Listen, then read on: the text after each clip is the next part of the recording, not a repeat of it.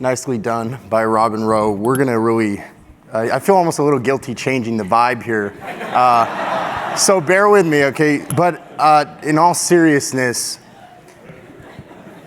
imagine that terrorists were to release. I know.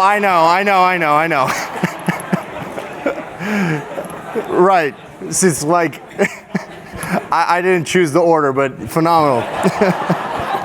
Thank you. But let's seriously, this is a serious discussion. Let's refocus.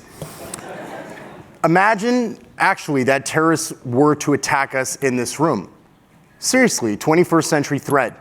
They'd use a colorless, odorless gas. None of us would see it coming. They'd release it through the ventilation system in this room. Sarin, it's a nerve agent, right? Unfortunately, private sector companies haven't really figured out how to make antidote development economically feasible. We're woefully underprepared today. My company, Regenica Bioscience, is trying to solve this.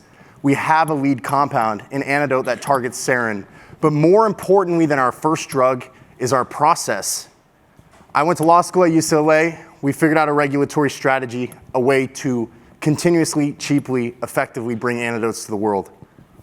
I'm Jack Fernandez. I founded Regenica in 2018, and Forbes gave us a nod as the world's first medical defense company, which is really just a reference of the way that we're trying to scale the antidote development process. We're trying to bring medical innovation to America and then the world safer, faster, and smarter than anyone else around us.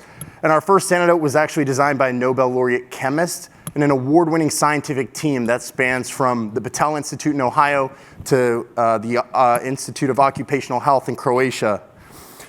Our first antidote can be used for two different things. The easiest way to understand this is that nerve agents on a chemical level are very similar to pesticides, commercial use. We're talking Monsanto's Roundup.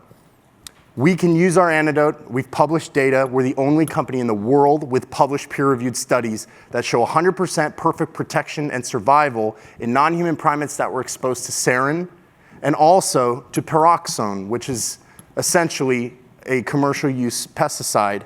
We have a low toxic antidote. There has been no innovation in this space, specifically around nerve agents, since 1955. So we have a very safe and effective next generation antidote. We have a very unique regulatory strategy that allows us to get our drugs approved by the FDA faster than anyone else around us. It's predicated on something called the animal rule. And I think the easiest way to understand this, right, if you're a company targeting something like diabetes or cancer, you have patient populations. You can give them a drug. You can observe if it works. For us, there's no volunteers in the audience who would be exposed to sarin in the name of science.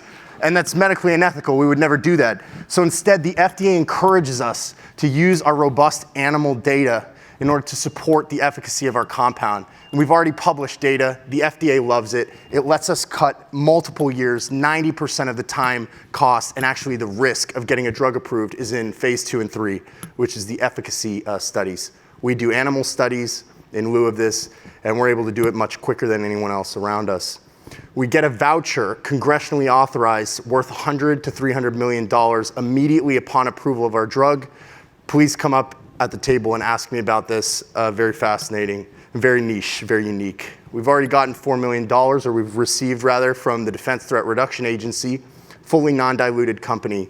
Heavy government support and buy-in, not just from our own US Air Force, but the government of the United Kingdom, who's actually sponsoring my visit, I leave on Saturday. So hopefully we'll have fruitful discussions and we'll be able to provide an update shortly. We stand 12 months on our first indication. I know that sounds hard to believe. Again, please come up and ask me more. And we have quite a large commercial market. As you can see, the dual use indication really expands our market share. Drug development can be very profitable, especially when you cut the time and costs. So having access to a $6.2 billion pesticide market, 25 million plus agricultural workers are exposed to pesticides, poisoned or killed a year globally. We have quite the commercial ability here. So we're raising capital in 2020. We're hoping to raise around $5 million, which would, in theory, bring us all the way through our first FDA approval and even beyond. Part of that is because we're involved with an Air Force program that provides 5-to-1 matching. I don't know if you've ever heard of this before, but the government, for every dollar of VC we raise, will quintuple it. We raised a $5 million round. They'll give us $25 million. We end up with 30. Again, please ask me more. So we invite you this evening to join us on our mission to bring the world antidotes safer, faster, and smarter. And really, we need any support that we can have. So thank you for listening.